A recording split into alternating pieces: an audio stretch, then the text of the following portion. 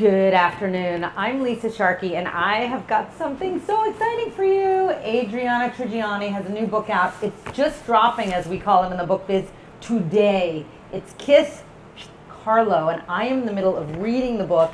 It's delicious and wonderful. Welcome, Adri. Thank you, Lisa. Thank you for coming into my kitchen. Oh my God, we're in Adri's kitchen. We're in Lower Manhattan.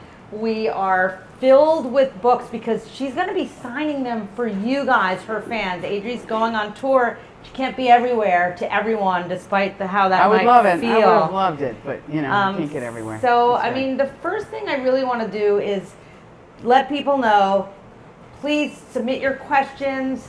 Adriana will answer them, but most importantly, if you sign up, you can get these signed editions of the book, and that's really important. Now, also, sort of breaking news is that USA Today has given an amazing review to the book, and I'm very excited to say that this is just amazing.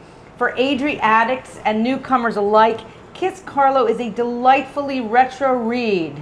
So I love that because retro right now is where it's at. So tell us about the book. Well, it's the story of a family that, two brothers that haven't spoken to each other in 20 years. So this family lives a street apart, and it's what happens to the children in that family, the sons on either side of the family, and in particular, an orphan son a nephew of the wife. I know it sounds Shakespearean, you guys, so there's two families and there's a lot of people, but they're each in their own way really fabulous and delicious. And the reason they say it's retro is because it takes place after World War II in 1949, when feelings are running high and everybody's happy and everything is possible, and there's something new on the horizon called television. And so we just took all those feelings of what's new, and the world was changing, and we had just had an incredible victory in Europe, and it's a fantastic, big, romantic, boisterous family comedy with poignant notes throughout. I mean, it's very dramatic, and you're really setting the time and the place. So tell us where the book physically takes place. So the book begins in South Philadelphia, and it takes you to a little village in Pennsylvania called Rochester. And Rochester has a sister town that everyone emigrated from in Italy, and the story also takes place there, between Rome and Naples, in a hillside town where my grandfather's from. And I dedicated the book to him. This is my grandfather. He's in a parade to celebrate the incorporation of the town. And the inspiration of the book, because everything for me has to be real. The inspiration was my grandmother kept a scrapbook when he ran for mayor. And there was a telegram in that scrapbook that caught my eye, and I became a little bit obsessed with it. And it became the story, really, or the catalyst of this story, because during the war, these two brothers had a cab company, and of course, because they had a feud, they split the cab company, and each of them now live a street apart in South Philly, and they have competing cab companies. But the one brother, Dom, who is the brother that has the nephew, Nicky, who's very important, he's a central character in the story, they put in a Western Union telegraph office. So there's a whole element of the telegram in this. And so one telegram is delivered to Philadelphia to be driven to Rochester, Pennsylvania, and that's where the fun ensues. And it gets very Shakespearean, and it marries these cities, towns, and people all together in one giant stew. So let's get you signing, and while you're signing, I'm going to be asking you questions that have come in from our audience all over the world. So Michelle from Columbia, Tennessee wants to know, who is your favorite character that you've ever created? Or maybe let's talk about this book. Do you have a favorite character in this book? And as you sign, just move them to the pile. There you go. I would say, that's a great question, and thank you for asking that. In this book, I love, for all different reasons, characters like Mabel Cassidy Palazzini, who's an in-law. She's Irish, and she marries into an Italian family, and she doesn't know that she's not supposed to talk back to her father-in-law. So she's hilarious. I love Hortense Mooney, who was based on an African-American woman who went to the Catholic church I went to in Big Stone Gap, Virginia, and Norton, Virginia when I was growing up. And she passed away. This is another thing I do with characters. I try to remember people and make them characters in books so I never forget them. So Hortense Mooney had an impact on me when I was a kid, and I wanted to remember her, so that I made her this central character in this book. And what happens to her in this book is basically the fulfillment of the American dream. So that's very important. Somebody's calling, and it's probably not important. Okay. I love this. I've interviewed you a bunch of times. I have to say that this question almost makes me cry. Okay. This is from Jacqueline. She's from Eastford, Connecticut. She says, your writing inspires me and helps me to get through tough times. Your writing also helps me to always remember how much my grandmother, mother, and father meant to me. Mm-hmm. Do you write to help yourself through tough times? Yes. Oh, God, I love you, I Jacqueline. write to, actually, that's a great question. I write to help myself through everything. Happiness, grief, sadness. I work with Nancy Bohmeyer Fisher on something called the Origin Project in the school system down in Virginia, in the Appalachians, where I'm from. And we're so lucky, the retired teachers that work with us, Linda Woodward, incredible, Grace Bradshaw, we have a whole team of teachers. And they were my rock stars as a kid. And I'm getting to tell you this way. When we get with the kids, I tell the kids, all a story is on a piece of paper when you're writing is your feelings on paper. Now from those feelings, then you get into the craft and the art of it. How am I going to shape it?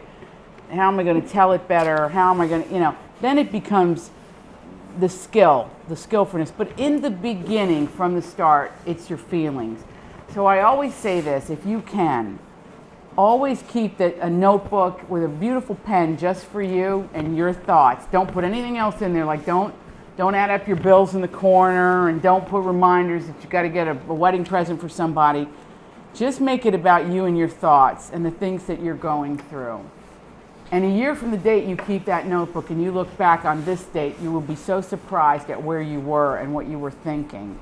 And you'll see a trajectory in your life on the way to wisdom that you're not going to believe. That to me is what writing's about. Yeah, and Vicki has a great question that really relates to everything we're talking about. She says, how long does it take for an idea to form before you can put it on paper, or are you the type of writer who has many jotted down notes and then one speaks to you? What I've learned, because I really engage my subconscious when I work, is that everything takes years to sort of formulate.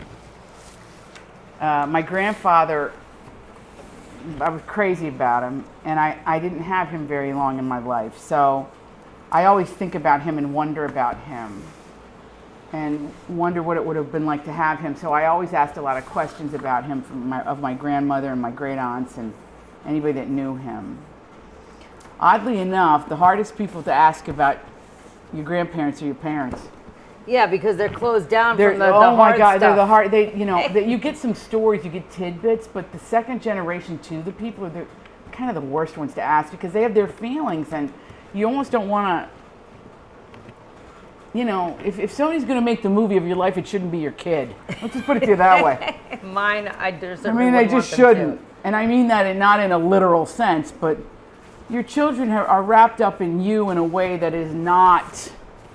Doesn't give a worldview. Definitely not a bird's eye view. But let me just say this, this is the 100th anniversary of the appearance of Our Lady of Fatima in Portugal. Now, you don't have to be Catholic to get this one. But that had a profound impact on my grandfather. He was 14 when that happened. And it changed him. Well, for people that don't know what that is, let's it's a miracle. Set the scene. Well, there were 3 children in a field in Portugal in 1917 who saw a vision of the Blessed Mother, the Blessed Lady, and she gave them 3 secrets that have now since been revealed. But it was at the time, one of the kids was sick. There's a whole, you just read up on it and it'll tell you the whole story. It's long. But suffice it to say that my grandfather was a boy at the time, of 14, So for him, it was a wonderful, almost a gateway to how he was going to live in his life. And now it's the 100th anniversary of that. And that's not lost on me here. Wow. It's like everything's synergistic in that way, you know. And Well, so. one thing that I will say, and we're going to get to somebody on the phone right now, but in reading Or this, at the door. I heard the doorbell ring. we got the phone, we got This this phone, we got the doorbell. This is New York. Everybody You know. get used to it. I'm sure an ambulance is going to drive through the window here in a second too. But I will say that in reading this book, I feel connected with generations past. I feel like I can immerse myself in a world that's so different than the one we're living in right now. And escapism, and yet I'm learning things, and I'm deeply getting inside characters, and that is what's so beautiful about the way you write. Now, just before we go to the phone, I love this question from Erin, who's in Garden City, Georgia. Your descriptions of fabrics and designs are amazing. How did you develop such an intense understanding and appreciation for those things growing up in SWVA? And she's in Smythe, or Smith County, Virginia, by the way, and thank you. That is so true. Well, let me start with my cousin Ralph, my dad's best man, interior designer. We played with swatches of fabric. When I went to Minnesota, to Chisholm, Minnesota, my grandmother was a seamstress, and I would call her a couturier. If you want to see the clothes that my grandmother made, watch the video, the book trailer. Oh, right, it's on the page. You're going to see It's my really mother awesome. in a collection of ensembles that you're going to be, can I have those clothes? Her wedding gown, even her maternity clothes, all really sumptuous and beautiful, made by my grandmother Lucia. Now, on the other side of the family, they too were seamstresses. It's interesting. They weren't from the same place in Italy, and they weren't from the same place in America, but they both were in the schmata business, in the rag trade, they called it. Yeah, I they come made from clothes. that too. Yeah. You do, right? Oh yeah, my great-grandfather was a lace maker, and my great Aunt Lakey, who just died at 110 and a half, was a hat finisher. But then Nettie Rosenstein, I'm sure all those people. Yeah, they were all garmentos. Oh my gosh, I love it. Lily Daché. And see, I love looking up hats. I spent days just looking up St. John or Mr. John hats from Saks Fifth Avenue. I mean, you just So it's no coincidence. So it's no coincidence. So when you look at these, that's where I get it. And then I have a natural curiosity about it. Then you know, it's like what you see and how things are put together and the colors of things, and I like the balance and proportion of things. And I'll say this too, and I'm going to look right into your eyes when I say this, is that the working people find beauty in the world because they have to. And working people make these things. It isn't the fancy people that wear them. It's the working people that make them. And I, like you, come from the people that make them, which is why they're on the cover of the book. You don't know how many letters I get that people say, but hey, the people in your books, they're driving cabs and they're working jobs and they're this and they're that. People that we are. Why do you put this person on the cover? Why do you go to Louise Dahl Wolf? Why does Robin Billardello, who's a genius designer, Hi, Robin. Why does Robin give you this sumptuous? Because this is what we aspire to, and this is what we build and make. And as long as I'm writing books, you're going to get the most beautiful, sumptuous, most deserving elegance that you deserve because you made it, it's yours, you own it. So we're going to go right now to Marcia from New Jersey on the phone. I get so annoyed, really, when people are judgy. So she going on speakerphone. Hello, are we on? Oh, we're on speaker. Hello, Yeah. This is Margie. Marcia. Marcia. Hi, Marcia. Marcia. Marcia. How are you? I'm well. I've never heard that before in my life. You never? Oh, she said she's never heard that before. Oh, that's hilarious. Like every time, right? Where are you in New Jersey, Marcia? Well, I actually live just outside of the Philly suburbs in Pedricktown, New Jersey. So had a lot of family who came from South Philly, so that's why I was really excited to get the book. Oh my gosh. Now, do you have your tickets for Bishop Newman and St. Maria Goretti on the 29th of June? I just found out last night that you are going to be there, so frankly, I'm going to be trying to get the tickets to get over there. I travel a lot for work. That's why I signed up to do this, because at least I know I'd be able to hear you talk in some way. But I'm going to try and get there next week because I'd love to see you in person. We're going to have fun. Well, you're We're going to have fun. There's amazing. good. Listen, if you can't make it, I understand. But if you can, it's going to be an unforgettable evening right there where this whole thing happened. You're in the perfect spot. I had a lot of family that came from South Philly. I spent a lot of time there, so it's going to be awesome. It's got it all. So in It's case got you it all. can't hear, because Marcia's on speaker, Marcia lives in the South Philly in Jersey, and she's so excited. The reason she's on today is because she's not sure she's going to be able to actually physically be at Adriana's event, which is really near where she lives. So that, if you aren't sure, certainly if you do.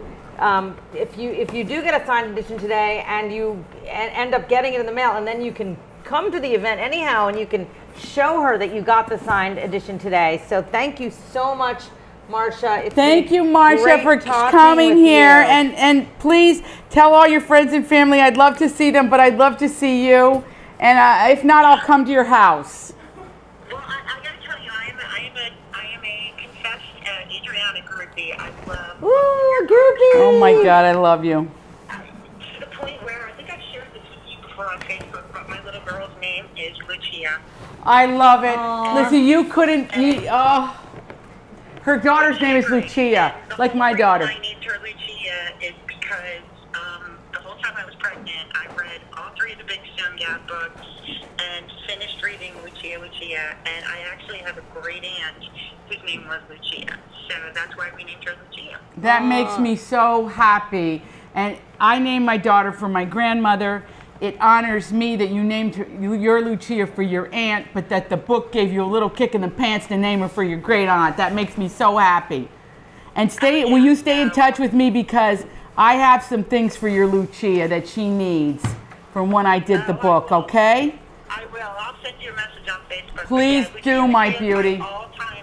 It's my all-time favorite book of yours. I've reread it I don't know how many times, and I'm dying to know if you're ever going to make it into a movie like Big Stone Gap. Are we going to make it into a movie like Big Stone Gap? Well, that's my producing partner, Gene Morrissey's highest dream, that we make Lucia, and evidently most of my dear readers. I was in Brooklyn last night, and there were ladies that said, please, can you do it? And we're working on it.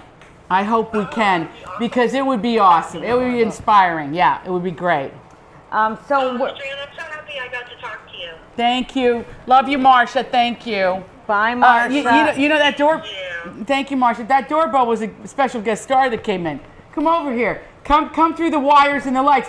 This is Gina Vecchiarelli from Youngstown, Ohio, where we're going to be in a couple days. Come on in. Oh, geez, you just look so fresh and look not made up at all. Hi, so nice to meet you. I'm Lisa from HarperCollins. I love your This is Gina shirt. Vecchiarelli. It's so pretty. Now listen, for our friends out there, this is a little trivia question. Where have you heard the name Vecchiarelli before? Okay, come up with that one. All right, we're looking for the answers. For somebody that comes up with that, you're going to get a prize from me. In fact, you're going to get a signed copy of Kiss Carlo.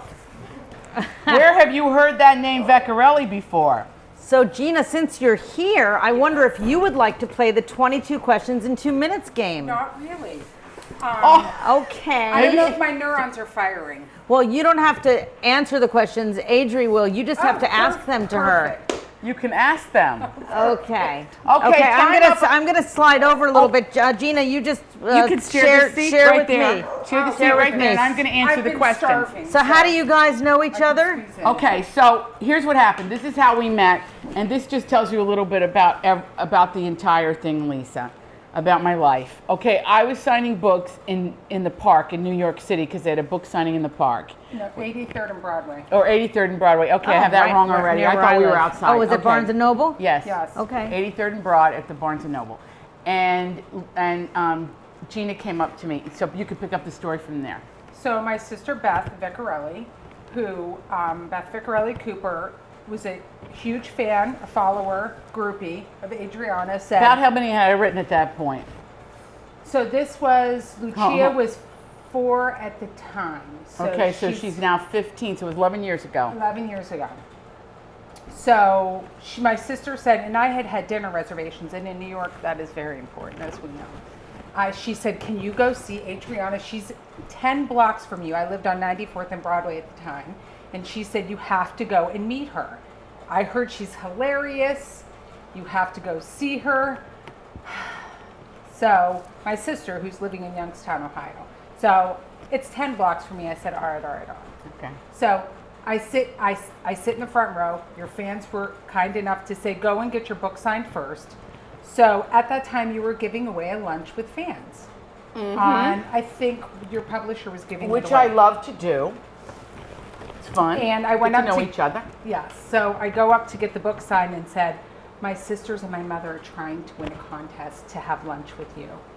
And as she's signing the book, she looks up at me and says, you look all right. Call my assistant.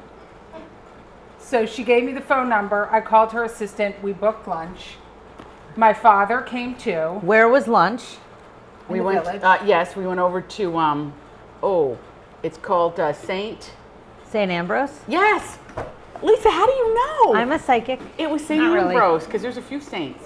Saint Ambrose over here was Italian, and her dad's name is Dominic Vecchiarelli. For those of you writing in for your prize, which is the father in Very Valentine. So I named the whole family after this family because they really Woohoo! made me laugh because it was all daughters and dad. He reminded me of Mr. Bennett in Pride and Prejudice, to tell you the truth. And her mom is beautiful and she was adorable. And then they sent, and I thought it was just a family of girls. And then I got their Christmas card and they had wedged the brother in. There's a brother, but he was like almost glued in on the edge.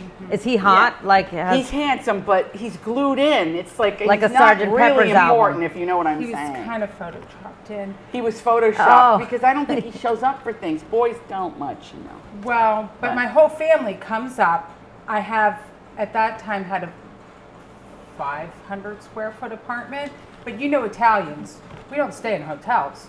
They had to stay with me. That's right. We So- stay all together in one room. So my sisters are all on a pull-out couch, my 3 sisters, and I'm in bed with my parents. Spooning.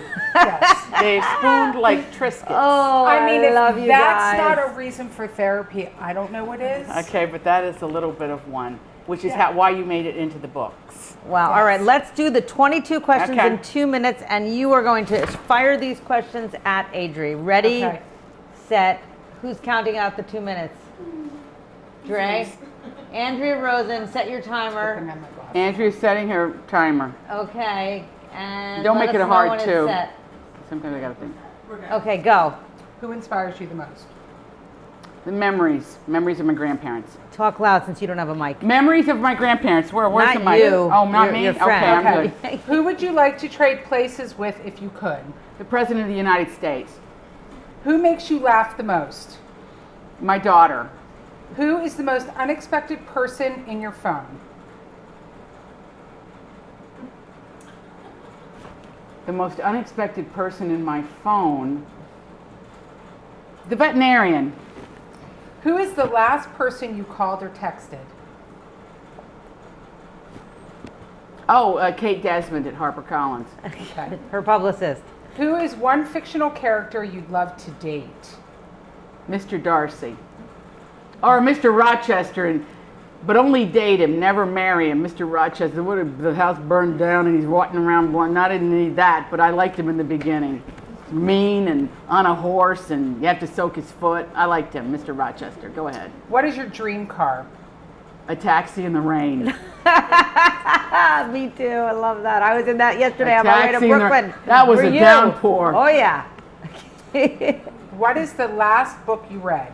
The last book I read, the autobiography of Henry Mancini. What one thing do you need to have in your fridge at all times? Half and half. Yes. What is your favorite pastime? Reading. What is your secret snack? There's really no secret snack. It's like whatever's in there. I like everything. Well, if you had to go out and buy one Barbecue snack. potato chips. Yum.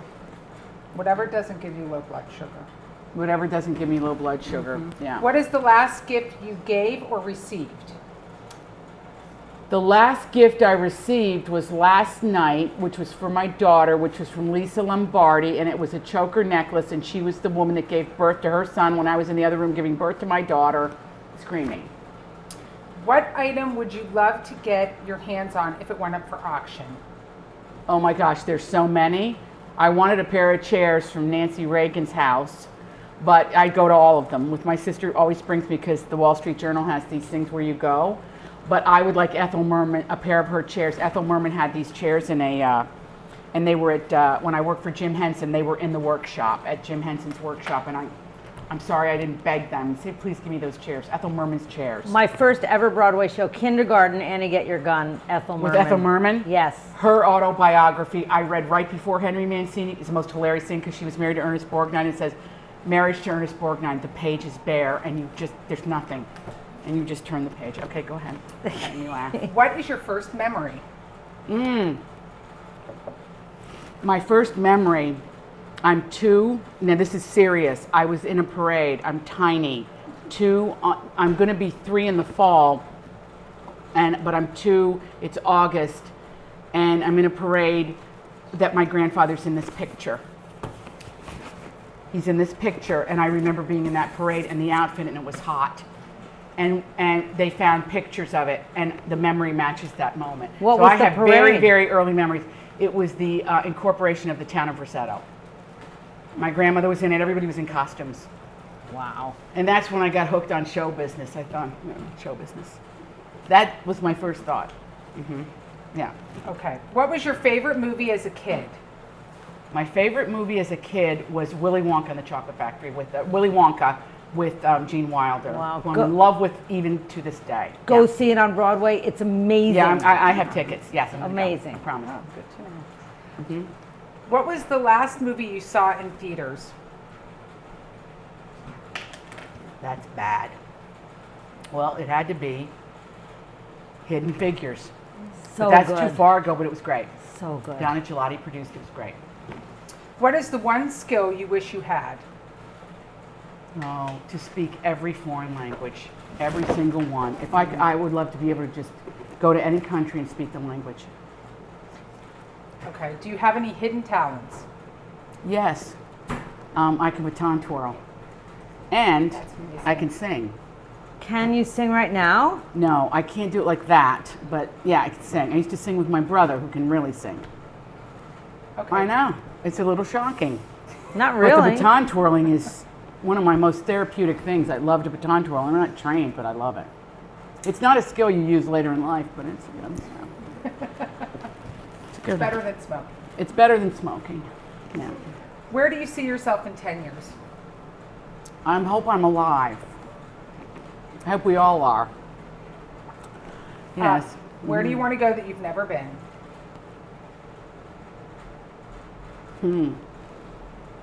Russia. The Baltic, the Black Sea, that area. And where would you spend your retirement? Okay, I'm not going to retire. I'd like to be like Mary Higgins Clark. She's so beautiful. I saw her at BEA. She's amazing. And I just think she's a role model. Class act. Except I have to tell you, I idolized Judith Krantz. And I was so lucky to have dinner with Judith Krantz because I love her son and her daughter-in-law. And she told me, you pick an age and get out. She said, because she worked like I have the same work ethic she does. I work every day of the week. And she said, pick an age and get out because it gets grueling. Maeve Binchy was a good one because she said no more touring. She sort of kept writing, but I was told she'd like play cards and have people over for cocktails every day. That sounds like a good life, but I don't play cards. I would just have people over for cocktails every Now, day. Mary Higgins Clark had a writing career with her daughter. Would you want to have a writing career with your daughter? I'm fascinated by that, and I would like to talk to them about that because I find that my daughter does not want to participate in such things with me. Not now. Well, she just doesn't. I mean, it's just interesting. But I also, we were forced to like work for our parents. So, my mother had a loom. Like my things would my rugs went like this. I wasn't like into it. So I would say, not that my mother did the loom. It was like a tourist attraction. Let's not get into that. But when we were in Big Stone Gap. But she hasn't shown an interest in that. But family businesses are interesting to me. And the last question is, how do you take your coffee? With half and half. To loop it back to the beginning, black with half and half. All right. Well, we have more questions from the Let's people go. who are watching live. Let's go. Do you want to stick with us? I You can. Why not? Now you're in the shot. You're in. Now people will think it's weird if you leave. It'll be like a gaping Okay. hole there. So I Fluffing love my this hair. question. Do you want to ask her this one? Do any of your family members refuse to be written in as characters or the likeness of in your books? First of all, I changed the names and the hair colors so nobody knows it's them. So that's the question. I don't even know how to answer that. They don't know it's them. If I write a biography, that would be a different story. But even then, they can write one too.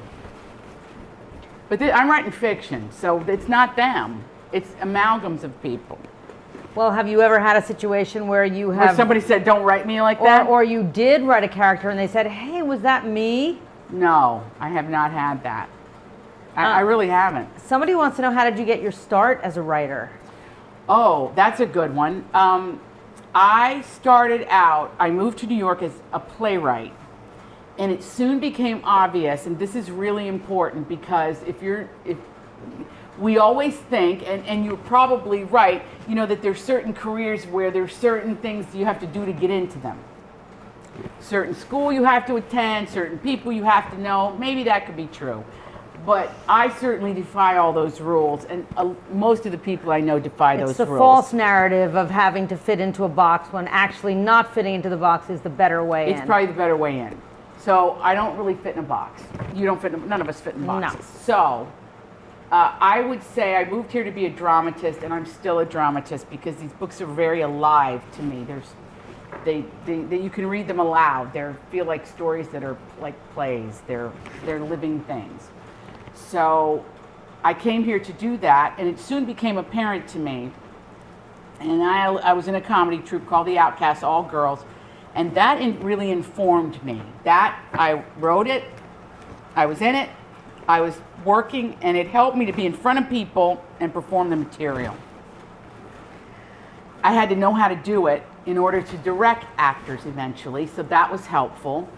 And I told myself during my 20s I was just going to learn everything. So that would be my recommendation, is that you take 10 years to learn everything. Go to college if you can, but I took classes and I had comedy troupes and I lived in a boarding house. It was just fantastic. So how did you make the transition then from the playwright to actually writing a book for the first time? Well, my friends were worried about me because I needed to make a living, because I was working as in offices and I was terrible at it. And I'd like also for my former bosses to please forgive me, most in particular my boss Danny at Merrill Lynch, who just, but like I used to say to him, I'm worth every penny of that $6 an hour you're paying me. Anyway, it was terrible secretary, but I was a lot of fun. So, I mean, that's worth $6 an hour, right? Anyway. But wasn't there a skill you learned there, maybe typing? I learned how to organize. There you go. I learned kind of how to do this. So I learned a lot. And I also learned how to navigate, you know. I learned how to navigate every offices and all that stuff. But the transition was made because of my girlfriends, two in particular, Ruth and Suzanne, who were working in the kind of the mail rooms and in the start of these in the agency business, which I knew nothing about. And they said, we're going to get your plays and things to these agents. And I didn't even really understand what they were saying, because that's how unsophisticated I was. And they did, and then I got hired onto a sitcom, A Different World, which was the spinoff of The Cosby Show. Wow. And then from there, I met many people. I met Bill Persky, who was still my mentor and my honorary father. And then I met, I just met one after the other. I did the Farrah Fawcett, Ryan O'Neal sitcom, which was fun, where I met Michael Patrick King and Alan Zweibel and people that I still am in contact with and love. And then I did City Kids with Jim Henson's company, and it just built from there. And then television changed, or I changed or something, and I longed really to do fuller narratives. And the movie business, I was writing screenplays all along. That was one of the first things I did. I was paid to write a screenplay. So then I really wanted to make movies. So I made a documentary, and it won a prize, and that led to Big Stone Gap. But when I was writing the Big Stone Gap screenplay, I was working on the book because Suzanne, the same person from the beginning of my life, said, you should write it into a book because I wanted to have a baby. So that's what I did, and then it took off. Wow, So I just followed. I had a weird route, but you know, it's how it goes. Life is funny. Well, it's all about transferable skills because you know, and especially anyone out there, writing is the ultimate transferable skill, isn't it? It is. It'll work in any career you got. So we have another question about, hold on a minute. Oh, I love this. Who was your favorite teacher? Do you have a favorite teacher and why? I loved all my teachers, and I know that sounds, well, really? But I did. Probably favorite? Is there any you're still in touch with? Of course. Have any of them surprised you at a book signing? Yeah, they have. They have. One that always shows up, always, is my high school librarian, Billie Jean Scott, who's a knockout. And she was actually in the Big Stone Gap movie. And she had a profound impact on me. My grade school librarian, Ernestine Roller, had a profound impact on me. Thelma Carter, who's no longer with us, my second grade teacher. Sister Teresa Kelly, why I have good penmanship. At Our Lady Mount Carmel School, which I'm quite devoted to, and I was just in Rosetto, and we did a fundraiser to try to open that school again and provide scholarships to those kids. Sister Domenica, even though she didn't like me very much, I liked her because I didn't know any better, and I was just whatever. But all the way up the ladder, Elizabeth Callahan, Grace Skeens, Dorothy Carter, Arlene Sharp, Iva Brawley, Grace White, my third grade teacher. I loved her because she put me on Kitty College. I mean, I love. Wait, what's Kitty College? I was on a TV game show and lost every question, which is why this scared me. Oh, well, but these are personal. These are not testing your knowledge, just digging deeper into your brain. I panicked because I was on camera and I just froze. I think that the job of a grade school and high school librarian is such an underrated and such an important job. You remember what books they gave you. Right, and it's their job to get you. And to get you. Well, that's what Ernestine Roller did, because Ernestine Roller gave me Pippi Longstocking. And Ernestine Roller gave me, we were from Virginia. I grew up in Virginia. So she would give these books like, it's hard for me to pronounce them, and I have a list, so forgive me. As people have pointed out when I recorded audiobooks, Asene of Chincoteague, the horse books. I don't even know anything about horses, but I love those books. Beverly Cleary wrote these YA books after Beezus and Ramona, which I read. Well, Are You There, God? It's Me, Margaret. I love that book, and of course got to meet Judy Bloom. She's right here in this house, gosh. which we put her footprints in cement. Wait, you put her footprints in cement? No, I'm teasing. I'm saying that not literally, but I wouldn't put it past you, though. I know I would. I know. Like I your almost wall. had her sign the wall. There's I Judy almost had her Blues. sign the wall, but she's adorable.